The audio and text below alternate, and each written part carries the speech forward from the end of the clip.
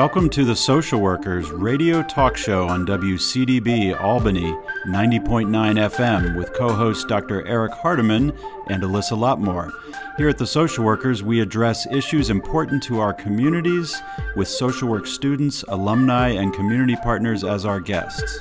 As part of the University at Albany School of Social Welfare, we hope to take social work beyond the classroom and agency settings and directly to the public, because the public is the client. Catch us on air, online, and anytime.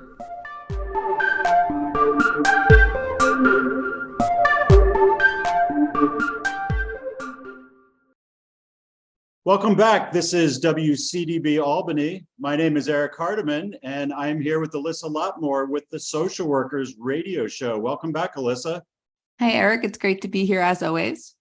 It is always great to be here. We have a new academic year. We have lots of great topics to talk about on the Social Workers. It's a time of rejuvenation and kind of getting ready for what's to come, and lots of exciting conversations ahead for us. So, maybe, do you want to tell the listeners a little bit about our show, Alyssa, folks who maybe are tuning in for the first time? Yeah, so we see the public as the client. I'd like to say that. That's how we started. That's how the show was introduced to me as an original pitch. It's really being able to spread the research and happenings and all about social work to a general audience and also to our colleagues and researchers, but it's really getting the message of social work out there to individuals who might never have considered seeing or using a social worker.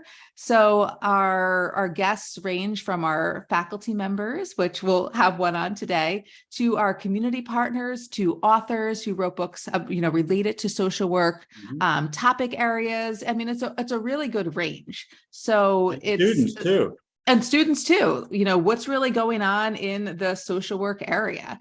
Yeah. So I'm always excited I get really excited about interviewing people and just learning about what they're doing and how they're contributing to the field, whether it's a research area or whether it's a local nonprofit who's talking about these new services or it's something else that's opening for them. So it's our students who are doing research and involved in the community. So it's a mix. You'll find that here. And if you're listening for the first time, this is WCDB Albany. We're the student-run radio station at the University at Albany's main campus. And we've been doing the Social Workers radio show for over a decade now, I believe. Is that right, Alyssa? Yes, we have. And I would preface, it's a student-run station, but we are not students.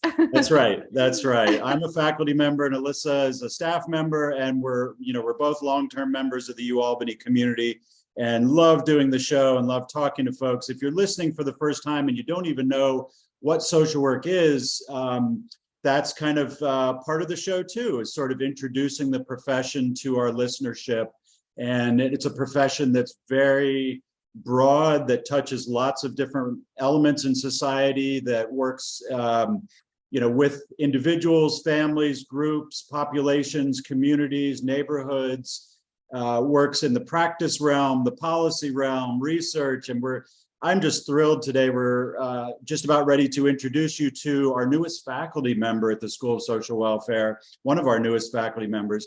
And this is someone who comes to us from California and who really, I think, embodies what it means to be a social worker and to be involved in social work research and scholarship and knowledge generation and all of the exciting things that social work can do for society, really.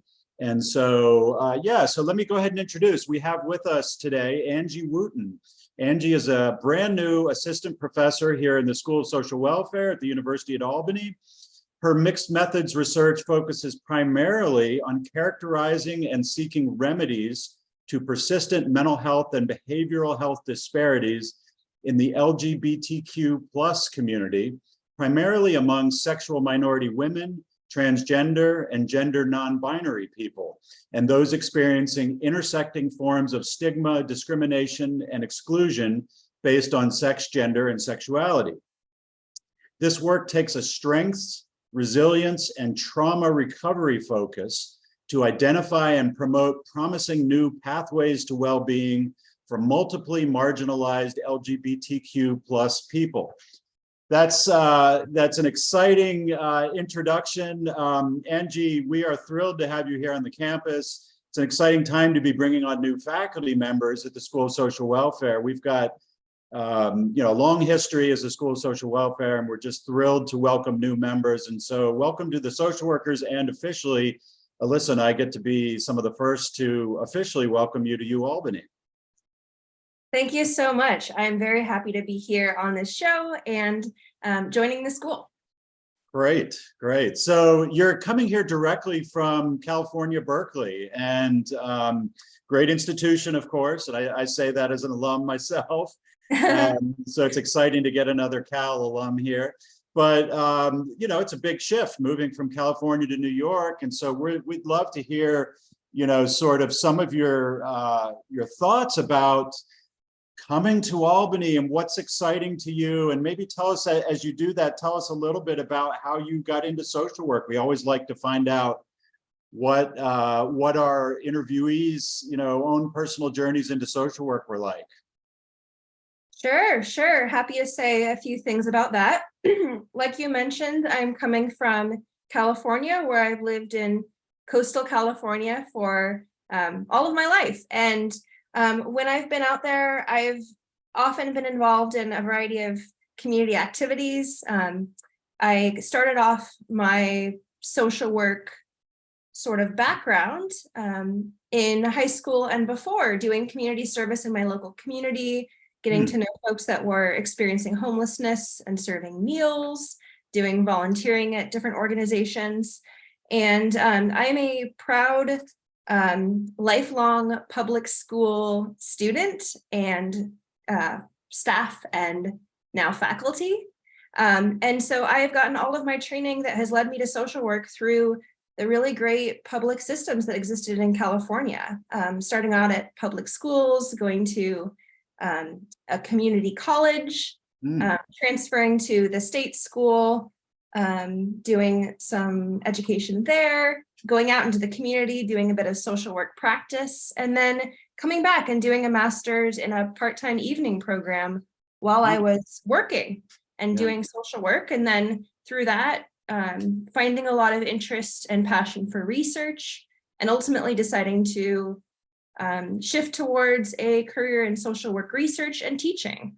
So ultimately, I think that there are some ways that this is a continuation of that public institution path, one where I continue working at one of the most excellent public schools that we have as a community resource in this capacity. So in some ways, yes, I've moved across the country, but I have chosen to be in a system that really has some familiarity with where I have gone to school, where I have worked, and where I want to contribute for my career.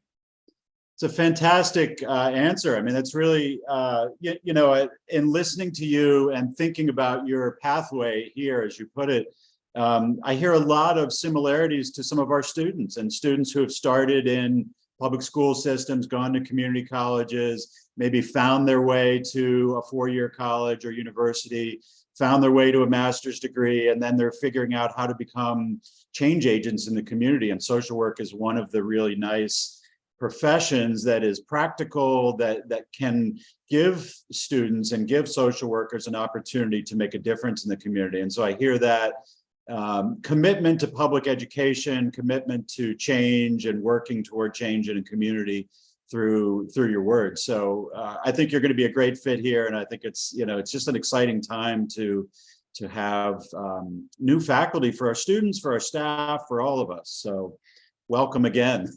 Welcome not only to UAlbany, but to the capital region. So hopefully there's a lot to do here and a lot of ways that you can be involved with the community. And that's one of the things that I think is so great about the School of Social Welfare, is that our students are actively involved in the community, and hopefully that they are being inspired to continue to do that great work, whether it's through going on to get their PhD to do research or to be more involved with our local nonprofits that way.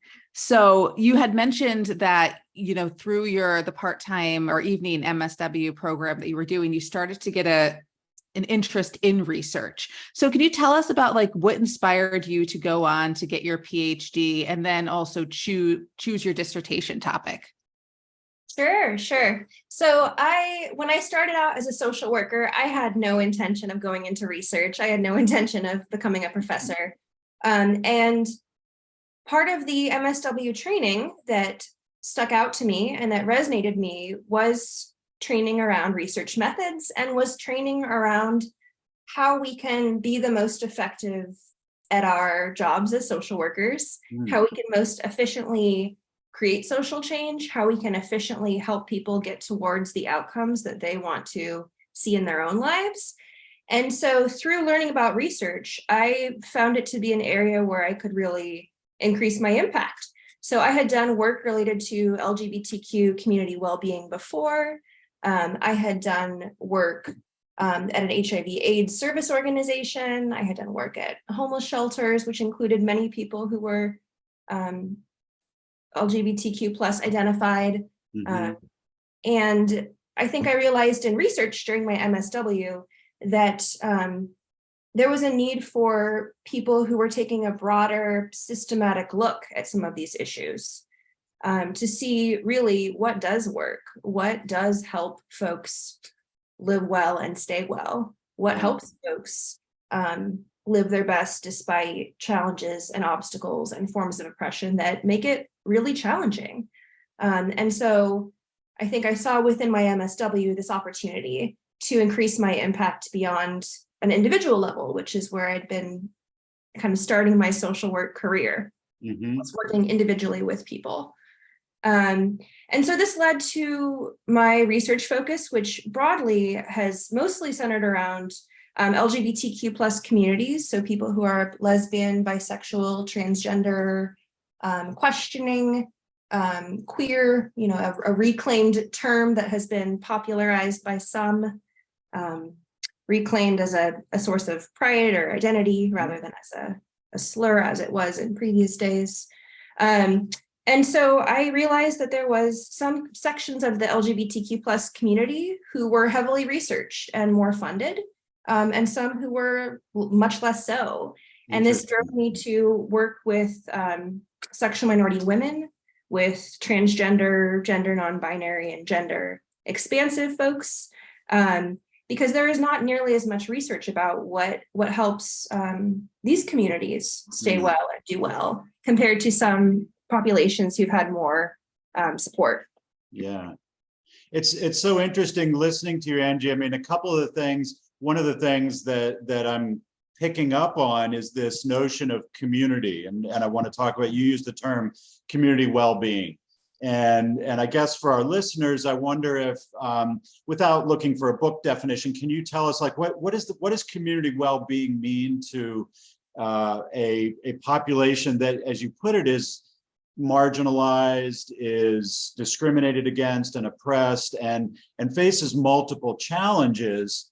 What does this concept of community well-being look like, and how can we work towards it, I guess, as a goal? Sure. And these are question. Of course, these are the $1 million social work questions. And these are things I've been grappling with on many levels for many years, starting with getting my bachelor's degree at UC Santa Cruz, focusing in community studies. So trying to look really, what even is community? What is this idea we have of community? And I think for me, the way I understand it is that humans are greatly interconnected. We are social beings, and we need each other to stay well, to survive, to do our best, to heal, to flourish. And so I think when I look at individual problems or the ways that some LGBTQ people might struggle, perhaps with mental health, with substance use patterns that aren't working great, with recovery from challenging situations or trauma, I think about the fact that we are all within community. No one is siloed on their own, but ultimately that there's a lot of strengths and resources that come from the community and that can be leveraged. So I try to balance holding an individual perspective about what it takes for folks to do well, and the kind of this broader systemic picture of what the conditions are out there and what resources and opportunities and challenges are in the environment. Yeah, yeah. So I guess, maybe, if you could, it's a great perspective. Can you tell us a little, and it's one I think that resonates with UAlbany as a school, because particularly with the School of Social Welfare, we take, I think this is really the whole university, but particularly in social welfare, we take the notion of community engagement very seriously and view ourselves not just as an institution of education, although that's, a primary avenue of what we do, but also engaging with the community, bettering the community, partnering with the community, helping, various communities and sub-communities, and really being a true partner out there in our local area. And so that's something that resonates a lot for us as faculty and social workers. Can you tell us about your dissertation, I guess? I mean, it sounds like a really exciting project, and particularly for listeners who are new to these topic areas, just give us kind of the quick pitch on your dissertation, what it's about, what you found, what was exciting about it, maybe what some of the challenges were, et cetera. Sure. I'm happy to do that. So my dissertation was a series of 3 research papers, which is one format that some dissertations take. Mm-hmm. And I worked with an incredible researcher, Dr. Tonda Hughes at Columbia University, who launched, along with some partners, arguably the first and most comprehensive study of sexual minority women's well-being, including their mental health and substance use. So this was around 2000. And so they've been following a group of several hundred sexual minority women and learning about their life experiences, health and well-being for many years now. Wow. And so I worked to analyze how this group is doing most recently.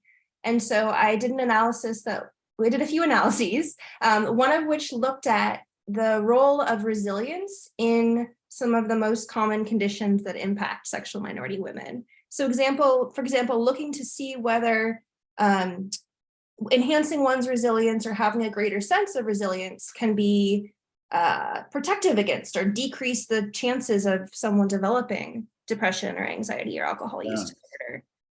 Finding that, yes, resilience did matter. Being able to constructively cope with, find resources for, and move forward through challenges is clearly key for minority people and for others in general. Yeah. And then I took the work a little bit further and tried to figure out what's really behind resilience. What is it that helps people enact resilience? And I did a deeper dive looking into social support. So looking at the kinds of social supports that are most related to resilience.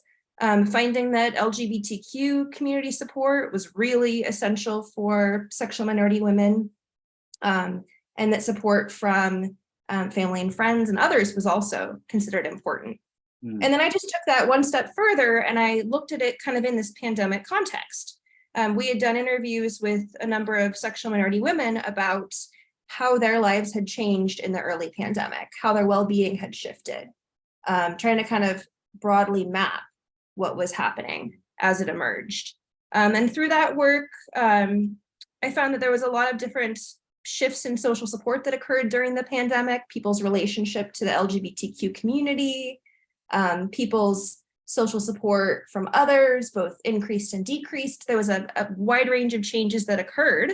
Mm-hmm. So all of this work kind of tries to characterize how folks attempt to stay well, what seems to work, with an eye on being able to spread the word and help others also have access to those resources for well-being.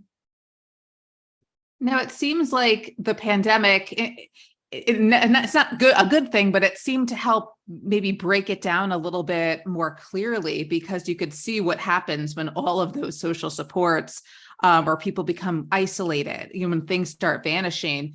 Did that did that surprise you at all when you saw when people were becoming more isolated, or people were losing the ability to contact, be close with family or peers or colleagues? Did you notice, were you surprised at that? Or was it sort of like, oh yes, this just proves my point of that this is one of the factors for building that resiliency?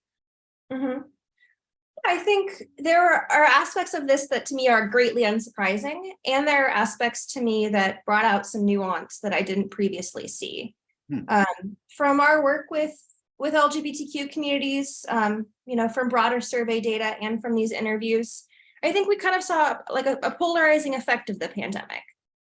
For some people, their forms of social connection and social support just shifted, they changed. They became perhaps more online, more phone-based, but they did not necessarily cease or decrease. For other people, there was kind of a swift cutting off of support, especially for folks that traditionally socialized in person, socialized in community gathering spaces or businesses that were shuttered during shelter-in-place orders. And so I think we saw kind of a little bit of a sense of a widening,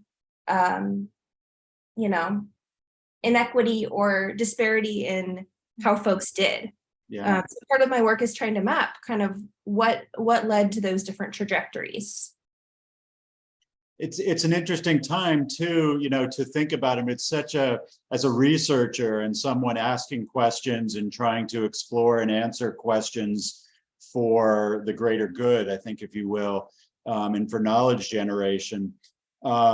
It's an interesting time. I mean, the pandemic and the post-pandemic, if hopefully we can call it that, time that we're in right now gives us such an incredible opportunity to think about these things, to think about how people are affected by social support, by connection with others, and then conversely through isolation and lack of support and lack of connection. But it also brings up for me, and I've heard you mention this a little bit and seen in some of your work, the notion of technology. And so, I think all of us have different relationship to technology in the past 4 years. We're doing a video conference right now for this interview, which maybe 4 or 5 years ago we wouldn't have done so easily. Although Skype was around and people were doing video interviews, it's become ubiquitous now. And so I know some of your research touches on technology and how technology might be used by populations, that are receiving support services. Can you talk a little bit about that and about sort of the role of technology and how that plays into your own scholarship and research? Sure. I think by virtue of having spent the last decade or so in the San Francisco Bay Area, where technology is ubiquitous, it is everywhere, it is in the water, it is in the air. The self-driving cars around the city make you not forget this. Wow. So I think before the pandemic started, I worked on a research study at UC San Francisco that was looking into the use of video chat and text message-based counseling for folks who were young and living in the Bay Area with HIV or AIDS. Because at the time, even just, this was 2017, 2018, there was a lot of resistance of counselors and therapists and social workers to use technology for meeting with their clients. There were a lot of concerns around privacy, a lot of concerns around data security, a lot of just generally unfamiliarity with using things like Zoom for counseling. And so some of my earlier work tried to do research and understand whether these technologies were actually feasible for counseling and social work services, or whether they had unintended consequences or unintended challenges for participants. And ultimately, the work that I did found that many folks really appreciated being able to do virtual therapy, virtual counseling. They appreciated being able to text message to get resources or to reschedule. And so we published a lot from that study to try to get the word out about some of the factors that made it easier or harder for folks to use those technologies within social work and counseling practice. And then shortly after the pandemic struck, and I felt like I was in the right place at the right time, because suddenly there were tons of counselors, therapists, and others who were shifting towards these technologies. I felt glad to have been able to contribute to the work around preparing our field to make that shift. And then now, as you look at it a few years down the line, many counselors, therapists, and others use technology within their work. Some of the concerns that we previously had, the anxieties have been allayed or decreased as we've gone on. And so I think I come from an awareness that technology it's here, it's the future. And so we need to work within it to be able to better meet people where they're at, especially if using technological tools can help us to be more accessible to those who otherwise might not be able to come in for a traditional appointment in an office. Perhaps folks that are rural, perhaps folks that don't have great transportation, or who have other barriers to getting into an office to get support. It's a different world, certainly. And I think, so I heard talking to some social workers and practitioners and people in the helping arena that they saw it as temporary, that they thought, this is something, the technology that will get us through the pandemic, but then we'll go back to predominantly an in-person modality. But I'm hearing, and seeing more now, and certainly hearing in your words, a shift, that it was not just a temporary blip, if you will, but it's really something that's maybe transforming how we think about interaction and how we think about accessibility, how we think about the future, and without getting too general and too broad about it, but it really does potentially have some huge implications for the social work profession. Absolutely. And I think for me, I am really driven by the social work value of accessibility and of equity, which for me means that ensuring that the support that I can give, or the services that an organization I work for provides, can get to the people who need it most, and that there is access. And that requires not making people jump through major hoops or do things that are beyond what's feasible for them to receive services that are necessary. Yeah. Well, it also goes back to your point too, is making sure, when you were talking about the resiliency piece and how some people do respond better to in person and just that community feel. And as we are shifting a little bit, where some things that used to be in person are only, it's just expected. It was like a given. This would be in person. As we see a shift, and some things that used to be a given are now, oh, it's probably virtual this year, or things are not the same. How do we still make sure that those individuals who sort of thrived in that kind of setting, in-person setting and in-person connection, how do we make sure that they're still getting that, having that resiliency and support system? And I think that's the tricky slope in social work. So your research is so important. It's how do you make sure that the people who really do need that more of that in-person feel, how do they adjust and, take in that technology piece that is here now? Absolutely. And I think we're moving towards a hybrid model, both in education and in perhaps the social work field, or the broader counseling and social support field, of recognizing that different people have different needs. For different people, different kinds of services or settings work best. And that is normal and natural. And we need to be flexible and adaptable to best meet folks with what they need, whether that be more traditional in-person counseling or therapy, or whether that be something like what I worked on prior, where it's a 20 to 30 minute phone chat on Zoom. Yeah. So I want to shift a little. Let me just remind listeners, if you're just tuning in, you're listening to WCDB Albany, and this is the Social Workers live radio talk show and podcast, associated podcast, where we talk with folks in the community about social work and related issues. And we're talking with Angie Wootton. Dr. Angie Wootton is a brand new assistant professor in the School of Social Welfare at the University of Albany. And we're talking about her research, talking about technology, resilience, diverse populations, and all sorts of things. So I wanted to shift a little bit, Angie, and talk about you've done some work on the relationship between policy and the real world, and sort of how policies that are enacted by government essentially and legislators impact populations. And I'm really intrigued by this because, you know, when we think about the current context right now, and particularly with the populations that we're talking about today, LGBTQ plus populations, we are in a time that's quite frankly a little scary, where laws are being passed around the country that are harmful to transgender populations, to folks, you know, who are different in any way. And so we're starting to see, without, you know, getting too negative here, we're starting to see the possibility of policies being made and laws being enacted that are quite harmful to huge groups of people in our own country. And that's frightening, it's scary, and it's something that we need to work, I believe we need to work to counteract. But I guess more generally, I'm curious if you could talk us through a little bit about sort of your own views on how policy actually impacts people. Sometimes we think of policies and laws as just being what, you know, what state government or what the federal government does, but that they don't always have a real world impact. But I think some of your work on marriage equality, for example, and the recognition of marriage equality and how that's impacted people. I guess, could you just talk about sort of that relationship between policy and the real world? Sure.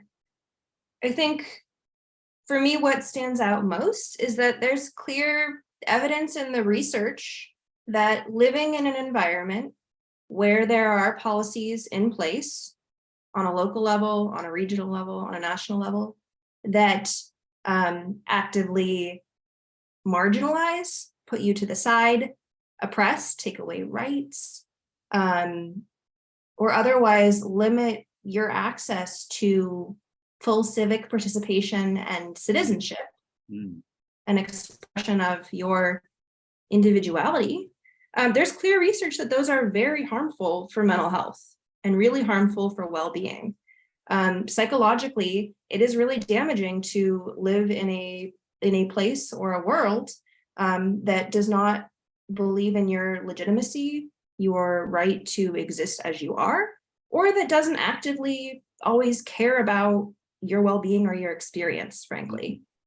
And I think that when I've done previous research about the ways that people who lived in states that had legalized gay marriage, how they did differently, or how they had different well-being outcomes compared to those who lived in states that were, you know, actively oppressive in some ways, it really became stark to me that these things directly matter. And I think they trickle down in a variety of different ways, from how folks are treated at work, the amount of protections they have for their individual expression, or what they tell others at work about themselves, about access to real benefits, to things like health insurance through a partner, if married, right? There's, you know, over 1,000 legal benefits that come along with being married that folks don't always realize in terms of various protections and tax breaks and whatnot.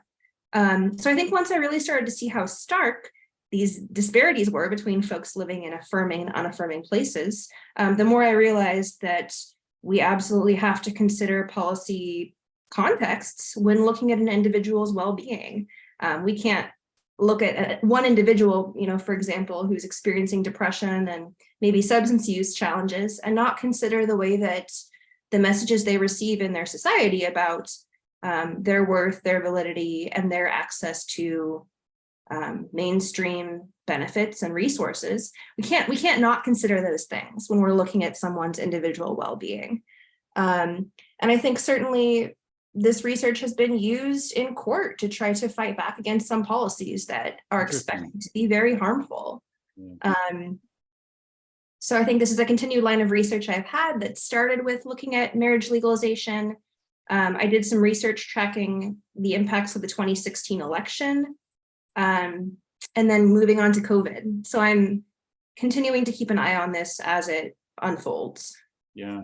Well, I think one thing that, when I was a student at UAlbany, back in the early 2000s, it was always micro and macro. Like that was, I'm never going to do macro work. Why do I even have to take a macro class? It was very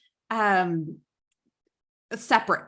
And I think now going to where we are today, I think all students coming in realize that it's not that separation anymore, that micro and macro go hand in hand, and you can't work individually with clients without addressing the macro issues and the policy issues that are impacting clients. So I'm really excited that you're going to be here at UAlbany teaching classes to students, really helping to show that connection even more, and the importance of why all social workers need to be able to address, even if they're interested in sitting one-on-one, they need to be able to look at and understand and address some of the policy issues that are directly impacting clients every single day.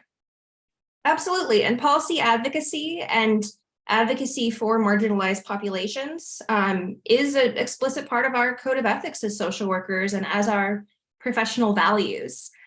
So I think one of the things that really has drawn me to social work and kept me in social work has been this kind of holistic perspective that isn't just about the individual, but that considers the individual in their social environment, in their political environment, in a way that can feel a little bit more holistic, a little more well-rounded than looking at the individual as if they were not in relationship with others or in relationship with a broader society.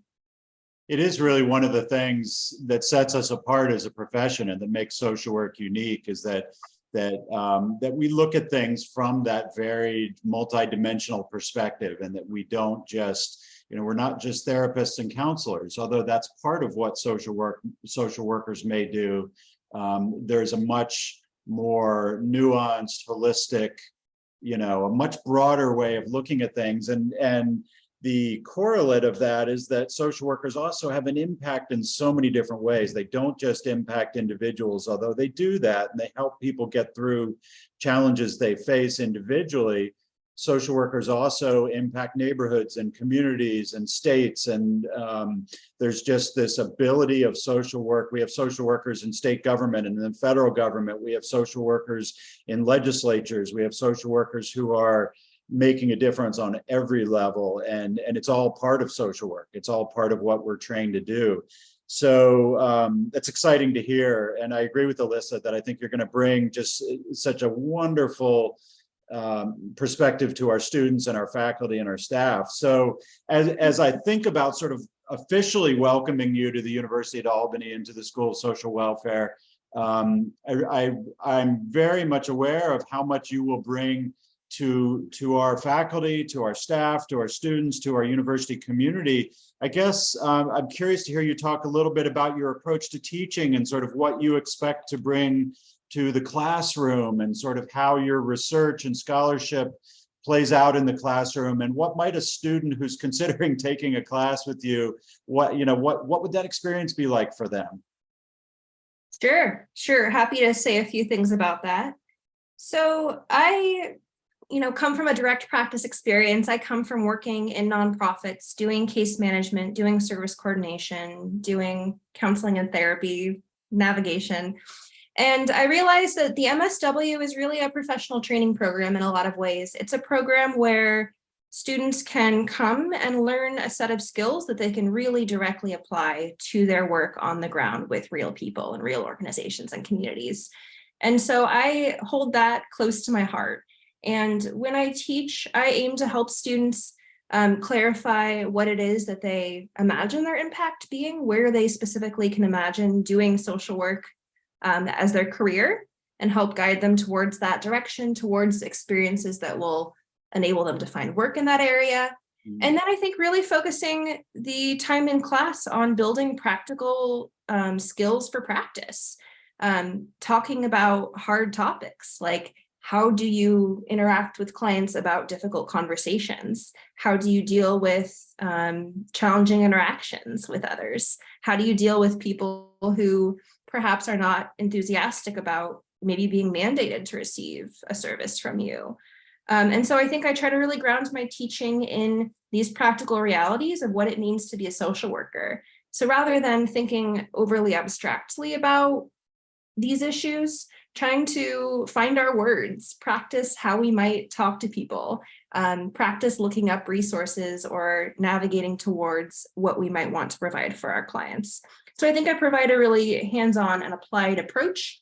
Again, one of the things I really like about social work is that it is directly geared to what you might do professionally, which I think is very different than some other degree programs. But I'm looking forward to, in my classes, getting students together to share wisdom and to kind of co-learn, to figure out this work as we go along together. I loved hearing your phrase, finding our words. I think that's something that's really intrinsic to what Alyssa and I try to do with this radio show, is try to think about how social work is articulated, how social workers articulate their own practice, how they talk about it, how students talk about it. I had a student say to me this past year that they felt like rather than having students do written assignments, we should have students do, many more oral assignments, that social workers and students who are training to be social workers need to find their words. They need to learn how to talk about in public ways, to get out there in the public, to talk about, to advocate, to articulate challenges that face communities, challenges that face individuals and families and groups, and that it's not just enough to learn about the academics of it and to talk about it and write about it, but or to write about it, but to actually talk about it, to get out there and be part of the conversation. And so that's what Alyssa and I love to do with this show, is really to talk to people and get some of the conversation started. Even if we could talk for hours with you and really delve into lots of these topics more. And unfortunately, we don't have time to do that here. But hopefully, if you're listening and you've been interested in some of these topics that we've been talking about today, we encourage you to continue the conversation, to reach out to us or to Angie, or to look at the University at Albany and look at, maybe some of the courses that we offer and some of the learning opportunities that we offer, that these conversations are ongoing, and that finding our language and finding our words and being able to engage in dialogue is really, really important. So I loved hearing you kind of touch on that concept. Yeah, thank you. Thank you. And truly, though, being a social worker and becoming faculty here is one of the greatest privileges and joys that I have been able to have. I think for me, being able to find alignment between my values, the contribution I want to make in the world, and a profession that explicitly supports that, allows it, and values it has been incredible. And I think I would encourage folks that are potentially looking for their career path to consider how you can enact your values, or how you can ensure that the work you do is going to create the end goals or the social good that you might want. Because I have found that to be the most rewarding part of this work. Yeah, one of the things, and Alyssa, feel free to chime in, but one of the things that I think we've noticed at the University at Albany, particularly in the School of Social Welfare, is that students come to our school with different goals these days, that they really want to enact that merger, and merger is maybe the wrong word, but that they want to learn something, they want to learn a set of skills and practices that are practical, but also that they're passionate about, that are connected to change, that are connected to the challenges they see going on in the world around them, that it's not okay for, our students are not just interested in jobs anymore. They really want to do things that enable them to build a career where they can make a difference. And that's that goes way back to the beginning of the social work profession, of course, but it's also something that I think is being renewed in social work right now. This idea of connecting what you're interested in, what you're passionate about, what means, what's important to you personally, politically, all of it swirls together, and then we've got this wonderful career path that can enable you to blend those ideas together. I agree with you, Eric. And it's not just, it's even talking to new students who are coming on campus who have complete career shifts. Like they were doing really successful and have these good jobs in other fields. And after they observed and just sort of saw what was going on in the country and the world, they're like, you know, I want to do something that I have passion about. I want to make a difference in this way. I want to make change. So we're definitely getting a mix of students coming in as well, who aren't the traditional student, who's just going into social work, who's returning, coming back and have been inspired to make this difference, make this change. So I'm really excited to not only welcome our new faculty and have their expertise come in, but also having all these students with so many different perspectives and backgrounds come into the school and sort of share their knowledge and have this extra, what's the word, this just passion that they're going to be displaying in the classroom to make change. Yeah. Yeah, and I think, you know, again, if you've just tuned in, you're listening to the social workers, and we've been talking with Dr. Angie Wootton, who is joining our faculty at the School of Social Welfare here at the University of Albany. And Angie is, I really think you embody in a lot of ways the new approach to social work knowledge generation, to social work research and scholarship and social work practice, interest in policy, a strengths perspective and looking at resilience and community well-being, as we started off with a little while ago, but also looking at populations that have been marginalized and oppressed and discriminated against, and populations that are facing multiple intersecting challenges, and being keenly aware of, you know, what are some of the pitfalls that our society is heading toward right now, and what are some of the ways that we as social work scholars and researchers and students and a community that we might help avoid some of those pitfalls. And so I think, and not just avoid the pitfalls, but also work together toward a more, accepting, supportive, affirming, as you put it, community that really affirms difference, that values all people regardless of who they are, that looks at people for their contributions and their potential, rather than looking at them as sources of difference and something to be afraid of, or something to, other, quote unquote, but something, looking at people and their differences as an actual benefit to a community. Absolutely. Looking at the inherent strengths and worth of all people and being able to use social work to uplift that and to strengthen that. Is something that is very close to my heart. And one way that I've been thinking about it lately as well is that we're at a time of profound challenges, profound suffering, and profound change. But this is also a moment that comes with profound opportunity to, as social workers and as academics and students, to shape the new world that we want to see, to help build a version of this world that will be better for all. Yeah. I am so privileged to be able to work from this capacity. Well, we're honored to have you join our faculty, and I know our students and staff and faculty and the whole Capital Region community will benefit from your presence, and you'll help show us new ways to think and help, inspire students and faculty alike to think differently, to act differently, and to work toward that change. So once again, an official welcome to Dr. Angie Wootton. We're thrilled to have you here. To our listeners, this is an exciting year coming up on the social workers. Alyssa, we have lots of great conversations ahead, lots of ways that listeners can interact with our show too.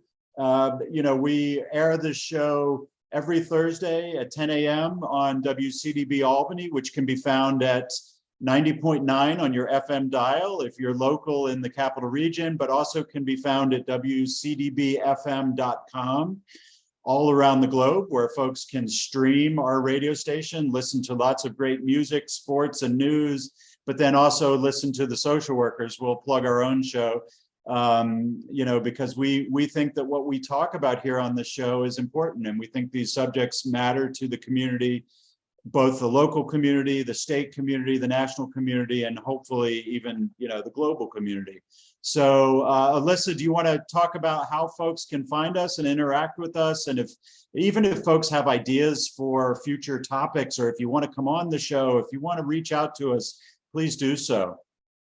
Well, they're already hopefully listening, but we have an active social media page, especially on Twitter, although I'm not sure if it's still called Twitter or not. But it's at our handles, Social Workers FM. And you can always email Eric or I go to albany.edu/SSW, and you can find the faculty page. And both Eric and I are there if you're interested in sharing a topic idea, or a local community partner, or an author and want to share some of your work or research on the show. Definitely reach out to us, and we're always excited to just highlight all the different areas of social work. So never hesitate to reach out.